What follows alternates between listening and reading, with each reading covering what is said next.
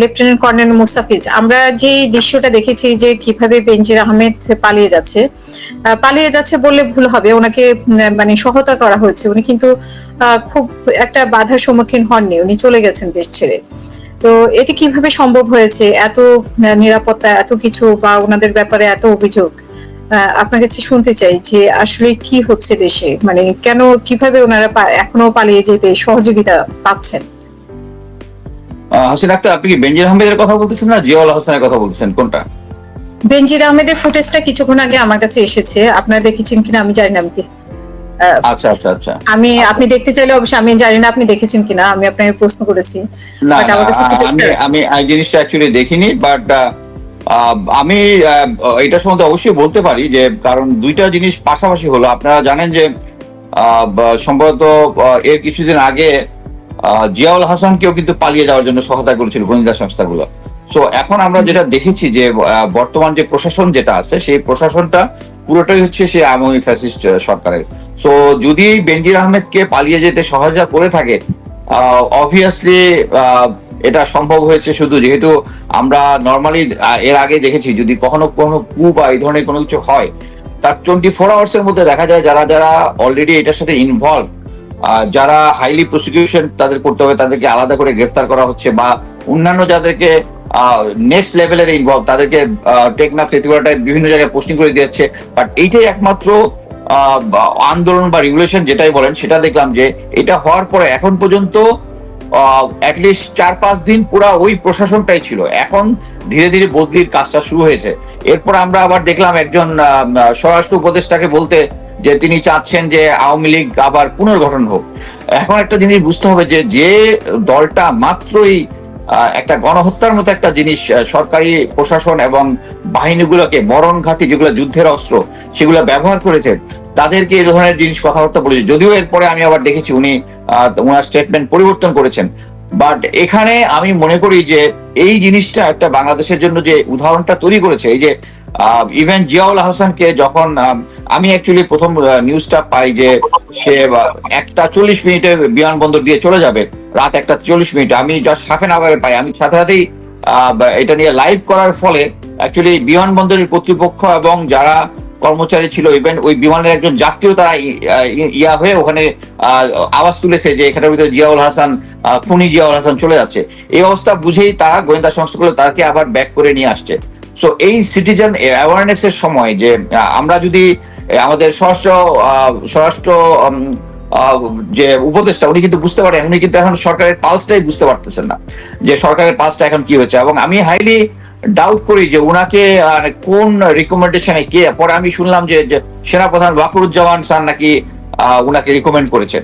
But এই জন্য এই সমস্ত জায়গায় কিছু কিছু জায়গাতে রিকমেন্ডেশন গুলা, বিকল্প কি আমাদের আছে, মানে এনাফ বিকল্প আছে কিনা আমাদের? আমি মনে করি এনাফ বিকল্প আছে, এনাফ বিকল্প আছে। আমরা আলম ফজলুর রহমান স্যারকে এখানে নিতে পারতাম,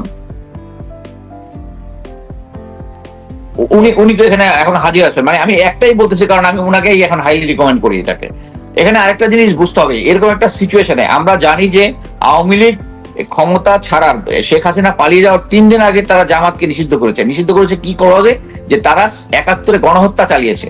তো এখন গণহত্যা চালিয়েছে এটা দিয়ে যদি এটা তাকে যদি একটা এক্সিকিউটিভ ওয়ারেন্টে যদি নিষিদ্ধ করা যায়, এখন কিন্তু আওয়ামী লীগ গণহত্যা চালিয়েছে।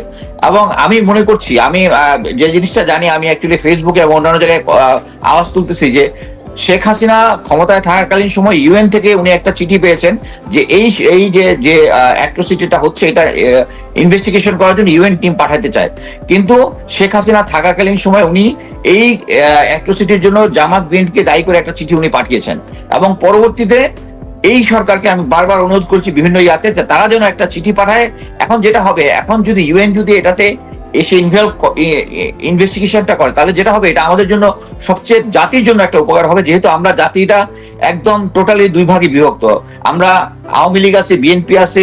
আমরা যদি এখন নিজেরা ইনভেস্টিগেট করে আওয়ামী লীগকে দোষী সাব্যস্ত করি, হুইচ দে আর অবভিয়াসলি তারা দোষী, তারা তখন বিভিন্ন প্রশ্ন তুলবে। কিন্তু এটা যদি ইউএন এর আন্ডারে যদি হয়, তাহলে এই জিনিসটা একটা জাতীয় এবং আন্তর্জাতিক পর্যায়ে একটা লেজিটিমেসি পাবে। এবং এই লেজিটিমেসি পাওয়ার পর আমি মনে করি যে গণহত্যা যেটা আমরা চোখে দেখেছি, সেটা প্রুফ হওয়ার পরে আমরা সরকার তাদের এই আওয়ামী লীগকে আজীবনের জন্য নিষিদ্ধ করতে হবে বলে আমি দাবি করি।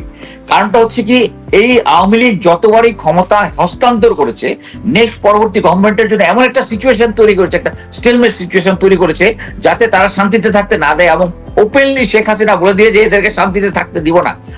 এর আগে উনি বিএনপি যখন পাওয়ারে আসে, হায়ারডোয়া সহ উনি এই কথাটা বলেছিলেন, বিএনপিকে একদিনও শান্তিতে থাকতে দিব না। সো এরকম একটা সরকারকে, এবং বিএনপি আওয়ামী লীগ এখন এটা অ্যাকচুয়ালি একটা রাজনৈতিক দল, ইট বিকাম এ কাল্ট। এবং কাল্টের যারা আছে তারা কোনো লজিক কোনো কিছু বুঝে না। এখন আমরা যদি মানে অনেক সময় আমরা ইভেন শেখ মুজিবকে অনেকে আমরা যেহেতু ওই সময় তার একটা কিঞ্চিত হলেও রোল ছিল, তাকে আমরা শ্রদ্ধা করতাম, কিন্তু তার বাকশাল তৈরি, সিরাজ শিকদারকে হত্যার পরে আবার সেটা সংসদে এসে বলা, আজ কোথায় Siraj Sikdar, it shows that সে তখন থেকেই স্বৈরাচারী ছিল। এবং তার মেয়ে শেখ হাসিনা অলরেডি স্বৈরাচার, মানে টু ইনফিনিটি। সে মানে শেখ মুজিব যে ইয়াগুলা করেছিল তার থেকে ওটাকে আরো বেশি মাত্রায় সে সরকারি বাহিনীকে ব্যবহার করছে।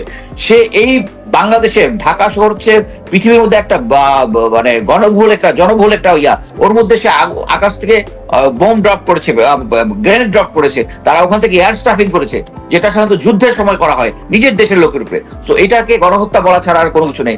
সো এখন বেনজির আহমেদকে যদি পালিয়ে থেকে যেতে সহায়তা করে থাকে, তাহলে এই অ্যাডমিনিস্ট্রেশন যেটা আছে এটাই পুরাটাই শেখ হাসিনা অ্যাডমিনিস্ট্রেশন। এটা আমরা কন্টিনিউয়াস এটা নিয়ে বিভিন্ন শোতে চিল্লাচিল্লি করতেছি, আপনাদের অনুষ্ঠানে চিল্লাচিল্লি, আমরা নিজেরা ফেসবুক লাইভ করতেছি, বাট এখন পর্যন্ত এই জিনিসটা করতে পারছে না। আমরা স্বরাষ্ট্র উপদেষ্টার বক্তব্যটাতে আমি চোখ বন্ধ করে আমি বুঝতে পারি এর পিছনে আমাদের বিদেশি রাষ্ট্রের হাত আছে। কারণ তারা চাচ্ছে যে যেহেতু শেখ হাসিনা হচ্ছে তাদের ট্রাম্প কার্ড, তারা আজীবনে এই ট্রাম্প কার্ড ব্যবহার করে বাংলাদেশ থেকে যত ধরনের ফ্যাসিলিটি আছে সবগুলা নিয়েছে। এখানে আরেকজন পররাষ্ট্র উপদেষ্টা তৌফিক সাহেব, উনি আবার বলেছেন যে শেখ হাসিনা এখন ভারতে পালিয়ে গেল, দুজনের সম্পর্কে এতে বোঝাচ্ছে শেখ হাসিনা যে নতজানু পররাষ্ট্রনীতিকেই উনি ধরে রাখছেন। এখানে আমরা একটা অ্যাডভান্টেজিয়াস পজিশনে আছি। ইন্ডিয়ার পররাষ্ট্রনীতি এখন একটা ব্যাকফুটিং এ আছে। ব্যাকফুটিং কি হবে, তার যতগুলো প্রতিবেশী আছে সবগুলো তার বিরুদ্ধে, একমাত্র বাংলাদেশের সরকার তার পক্ষে ছিল, ওইটাকে জনগণ উল্টায় দিচ্ছে পুরা। এরকম একটা সিচুয়েশনে উনি একটা পজিটিভ পজিশনে থেকে উনি যেভাবে প্রফেসর ইউনূস একটা অ্যাগ্রেসিভ ভাবে কথা বলতেছিলেন যে একটা আপার হ্যান্ড নিয়ে, সেই কথাটা উনি ব্যাকফুটিং এ চলে গেছেন, এবং এটা হাইলি আমি নিন্দা জানাই এটার। এবং আমি মনে করি এখন এই পররাষ্ট্রনীতিতে আমাদের একটা সুযোগ এসেছে যে ইভেন আমরা যদি এই পরিস্থিতিটাকে ক্যাচ করে, এই ভারত আমাদের উপরে যে সমস্ত নীতি, যে সমস্ত বর্বর নীতি এই আওয়ামী লীগের মাধ্যমে করিয়েছে, যে সমস্ত এই আমাদের জনগণের মধ্যে যে সমস্ত এই নির্যাতন গুলো করেছে, সব ভারতের সাপোর্টের কারণে। এবং এটা অবশ্যই ইনভেস্টিগেশনে আসবে। আমি অলরেডি ইয়াতে পোস্ট করেছি, এই র্যাবে এবং পুলিশের যে সমস্ত হিন্দু সনাতনী অফিসার আছে তাদেরকে দিয়ে তারা গণহত্যার আদেশ দিয়েছে, এবং নিজেরা সশস্ত্রভাবে অংশগ্রহণ করেছে। একজন পুলিশ অফিসারকে আমি জানি, সে ওই এলাকায়, ভারতীয় কনসুলেট এলাকায় পোস্টেড না হলে সে নিজে ওখানে অবস্থান করেছে, এবং নিজে এবং তার প্লাটুনকে দিয়ে সে নির্বিচারে ওই একটা স্পটে 16 থেকে 17 জন করেছে। সো আমি মনে করি এই জিনিসটা একটা আন্তর্জাতিক একটা ইনভেস্টিগেশন হওয়া দরকার, এবং আন্তর্জাতিক ইনভেস্টিগেশন হলেই এটা একটা সবার কাছে আন্তর্জাতিক গ্রহণযোগ্যতা পাবে। এবং এই প্রশাসনকে এখনো আমরা স্যাটিসফাইড না। আমি নিজে বলতে চাই, অনেকেই বলেছেন স্বরাষ্ট্র উপদেষ্টা উনি যেহেতু এটার ব্যাপারে তার পজিশন চেঞ্জ করেছেন, বা আমি মনে করি দিস ইজ নট সাফিসিয়েন্ট। আমি মনে করি ওনাকে, বাট উনি মানে আপনারা যেভাবে বলছেন যে উনি সেভাবে বলেনি, ওনার যে বক্তব্য ছিল উনি এটাকে অন্যভাবে বোঝানোর চেষ্টা করেছেন যে যেহেতু আওয়ামী লীগ একটি দল, সেই দলকে তো পুরোপুরি, যেমন জামাতকে অনেক বছর থেকেই বলা হচ্ছে নিষিদ্ধ করার জন্য, কিন্তু সেই দল তো নিষিদ্ধ হয়, সেইভাবে আওয়ামী লীগ দলটিও বেঁচে থাকতে পারে অন্য কোনো নেতৃত্বে এবং অন্য কোনো ভাবে, অন্য কোনো নামেও আসতে পারে।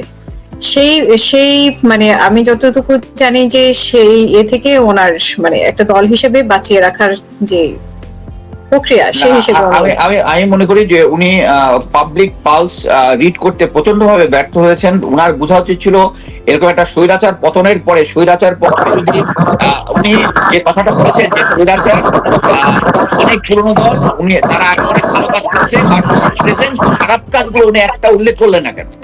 এটাই তো তার উনি মন থেকে কি চাচ্ছেন, এটা আমরা জনগণ যারা আছি আমরা বুঝতে পারি। উনি একবারও বললেন না যে এখন কিছু করছে, আগে আগে ভালো কাজ করুন। আগে তারা ভালো কাজ করে আমরা এখন প্রেজেন্ট নিয়ে পাচ্ছি। প্রেজেন্টটা কি? প্রেজেন্টটা হচ্ছে তারা গণহত্যা চালিয়েছে। উনি একটা বারও ওখানে বললেন না। হ্যাঁ, এরপরে উনি এখন আবার বলছেন, উনি এখন তার স্থান পরিবর্তন করেছেন, কিন্তু উনি যদি বলেন যে এইভাবে বলেননি, এটা অ্যাকসেপ্টেড না। চলে যাব লেফটেন্যান্ট কর্নেল মোস্তাফিজুর রহমান। একসময় আমরা শুনতাম যে বাংলাদেশ আওয়ামী লীগ সবসময় বলতো যে তারেক রহমান বিদেশে বসে ষড়যন্ত্র করছে। আজ সেই ব্যক্তি আমরা শুনতে পাচ্ছি যে বিদেশে বসে, ভারতে বসে বিভিন্ন ধরনের ষড়যন্ত্র করছে, এবং সেটা আমরা অডিও শুনতে পাচ্ছি। তো আপনার কাছে কি মনে হয় যে ভারতের সাথে আসলে বাংলাদেশের সম্পর্কটা ভবিষ্যতে কিরকম হবে, এবং অন্যান্য দেশেও বা এই জিনিসটাকে, এই যে ভারতে বসে ষড়যন্ত্র করার সুযোগ দিচ্ছে, অন্যান্য দেশ কিভাবে নিবে এটাকে, বিশেষ করে আন্তর্জাতিক মহল, পশ্চিমা বিশ্ব কিভাবে দেখবে এটাকে? এবং 15ই আগস্টের ব্যাপারে আপনার কাছে যদি কোনো তথ্য থাকে। আচ্ছা, আমি যেটা মনে করি যে এট প্রেজেন্ট আমরা কূটনৈতিক ভাবে একটা অ্যাডভান্টেজিয়াস পজিশনে আছি। কারণ কলিমুল্লাহ স্যার বলছেন যে এটা সবার কাছে অবভিয়াস যে এই হাসিনা রেজিমকে সাপোর্ট দিয়েছে ভারত, এবং বর্তমানে সে ভারতে পালিয়ে আছে। আপনারা খেয়াল করবেন, যখন প্রথমে উনি পালিয়ে ভারতে যায়, তখন কিন্তু তারা এই ধরনের কতগুলো বক্তব্য দিয়েছে। তারা ভারত তাকে অ্যাকসেপ্ট করতেছে না, অন্য জায়গায় চলে যাবে, টেম্পোরারি। এগুলো হচ্ছে কূটনৈতিক ভাষা। মানে জিনিসটা হচ্ছে প্রথম যে স্যালভোটা আসবে, আমরা এটা আর্টিলারিতে বলি, প্রথম যে ইয়াটা একসাথে যে অনেকগুলা গানারা যখন একসাথে আর্টিলারি গান করে, ওটা স্যালভো বলে আর কি। প্রথম যে স্যালভোটা আসবে, তখন তো ইমিডিয়েট বাংলাদেশ সরকারের তখন তো জানানো উচিত ছিল যে আমরা এই বাংলাদেশে এই ফ্যাসিস্ট হাসিনা আমাদের উপরে গণহত্যা চালিয়েছে, ভারতে অ্যাকসেপ্টেড, আমরা একটা প্রতিবাদ জানাইতে পারি, কিন্তু আমরা প্রতিবাদ জানালাম না। কিন্তু আমরা দেখলাম আমাদের পররাষ্ট্র উপদেষ্টা বলেছেন যে এর প্রেক্ষিতেও আমাদের তাদের সাথে সম্পর্ক ভালো থাকবে, অবনতি হবে না। এই জিনিসটা অ্যাকসেপ্টেড না। এটা হচ্ছে আমাদের দুর্বল পররাষ্ট্র নীতির অংশ।